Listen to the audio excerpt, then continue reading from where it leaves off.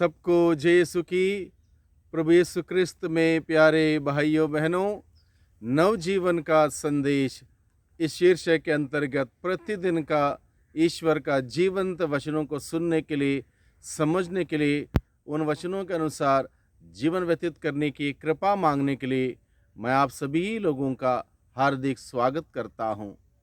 आज नवंबर की 18 तारीख है, शनिवार है, और आज के दिन का मुख्य विषय है प्रार्थना।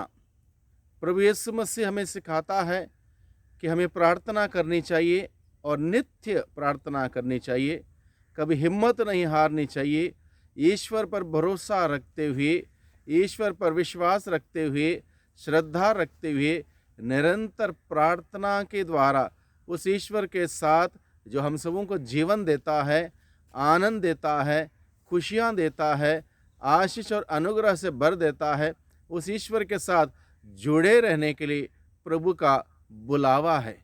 और इस बात को बड़ी गहराई से समझाते हुए प्रभु एक उदाहरण, एक दृष्टांत हमारे सम्मुख रखता है।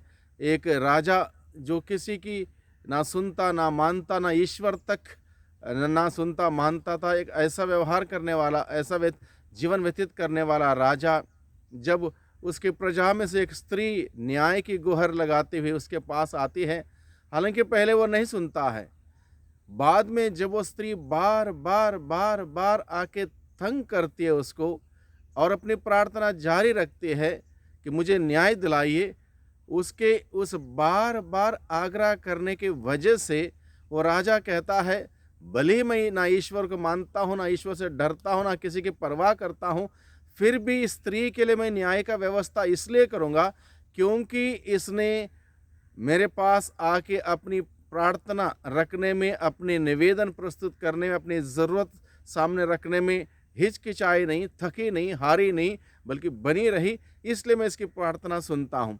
इस उदाहरण के द्वारा प्रभु हम सबों से क्या बताता है? एक निर्दयी एक राजा जो किसी को ना सुनता मानता, वो भी अगर किसी की प्रार्थना सुन के उनका उत्तर देता है, तो हम सबों से प्यार करने वाला वो ईश्वर हम सबों को उत्तर क्यों नहीं देगा? इस प्रकार से प्रभु हर एक व्यक्ति को प्रार्थना करने के लिए, प्रार्थना में आगे बढ़ने के लिए, उस ईश्वर के साथ हमारा रिश्ता संबंध मजबूत करने के लिए प्रभु हमें आज के दिन में बुलाता है। तो आइए हम आज के वचनों को सुनें। संत लूकस के द्वारा रचित सुसमाचार अध्याय 18 पद संख्या 1 से 8 का प्रसंग में यहाँ पर लिखा है, नित्य प्रार्थना करनी चाहिए और कभी हिम्मत नहीं हारनी चाहिए। यह समझाने के लिए ईसा ने उन्हें एक दृष्टांत सुनाया। किसी नगर में एक न्याय करता था जो ना तो ईश्वर से डरता और ना किसी की परवाह करता था। उसी नगर में एक विधवा थी। वह उसके पास आकर वह कहा करती थी, मेरे मुद्दई के विरुद्ध मुझे न्याय दिलाइए। बहुत समय तक वह अस्वीकार करता रहा। बाद में उसने मन ही मन यह कहा, मैं ना तो ईश्वर से डरता और ना किसी की परवाह करता हूँ, किंतु वह विधवा मुझे तंग करती है, इसलिए मैं उसके लिए न्याय की व्यवस्था करूँगा, जिससे वह बार बार आकर मेरी नाक में दम ना करती रहे। प्रभु ने कहा, सुनते हो कि वह अधर्मी न्यायकर्ता क्या कहता है? क्या ईश्वर अपने चुने हुए लोगों के लिए न्याय की व्यवस्था नहीं करेगा, जो दिन रात उसकी दुहाई देते रहते हैं? क्या वह उनके विषय में देर करेगा? मैं तुमसे कहता हूँ, वह शीघ्र ही उनके लिए न्याय करेगा। परंतु जब मानव पुत्र आएगा, क्या वह पृथ्वी पर विश्वास बचा हुआ पाएगा? ये प्रसंग है आज के दिन में। इस प्रसंग के माध्यम से प्रभु हम सबों को प्रार्थना को लेकर, प्रार्थना के जीवन को लेकर, प्रार्थना में कैसे मजबूती में आगे बढ़ना है इसको लेकर, और प्रार्थना के द्वारा कैसे हमारा रिश्ता संबंध प्रभु के साथ मजबूत करना है, बनाए रखना है, इस संबंध में प्रभु हम सबों से बातें करना चाहता है। मुख्य रूप से प्रभु हम सबों को सिखाता है नित्य प्रार्थना करनी चाहिए, यानी कि जिस प्रकार से प्रतिदिन हम सबों के लिए सांसें लेना हर पल आवश्यक है, शरीर के लिए भोजन करना आवश्यक है, शरीर के लिए आराम करना आवश्यक है, शरीर की सारी ज़रूरतों को पूरा करना आवश्यक है, हमारे लिए रोटी कपड़ा मकान आवश्यक है, जो कि हमारे बेसिक ज़रूरत हैं।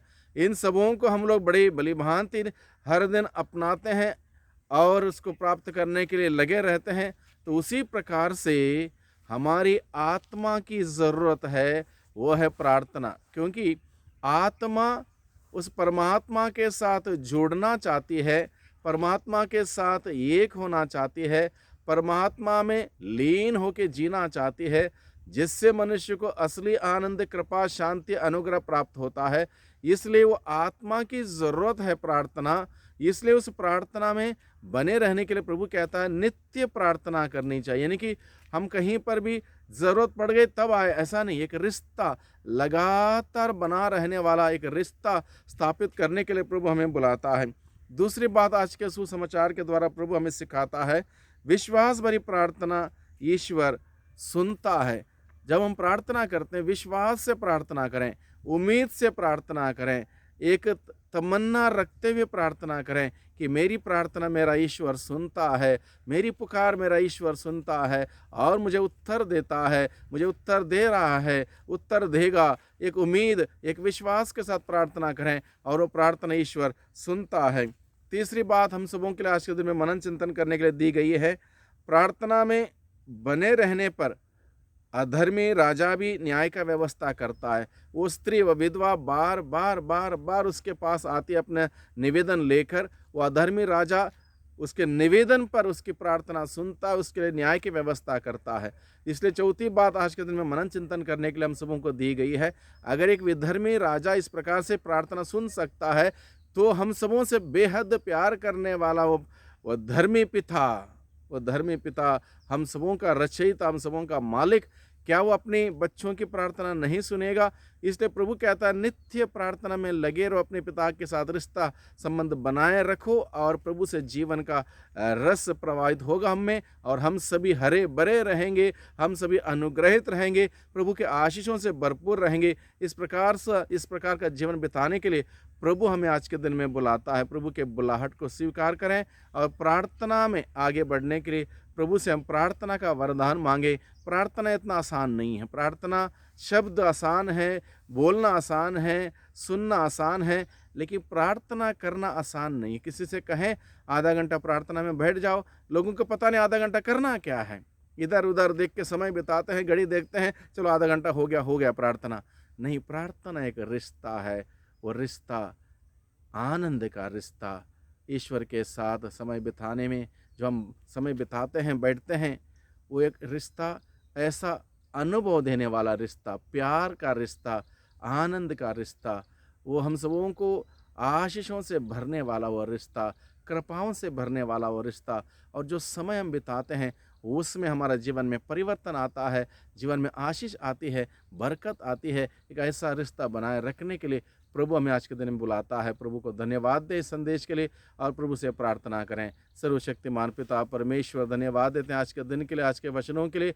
आज के वचनों के द्वारा प्रभु आपने हम सबों को बुलाया है कि हम आपके सानिध्य में आए, प्रार्थना में आपका जयजयकार करें, आपकी तारीफ करें, आपको धन्यवाद दें और आपसे निवेदन प्रस्तुत करते हुए अपने आध्यात्मिक जीवन में आगे बढ़ सकें। ऐसा वरदान हम सबों को प्रदान कर दुआ करते हैं उद्धारकर्ता यीशु मसीह के नाम से, आमीन।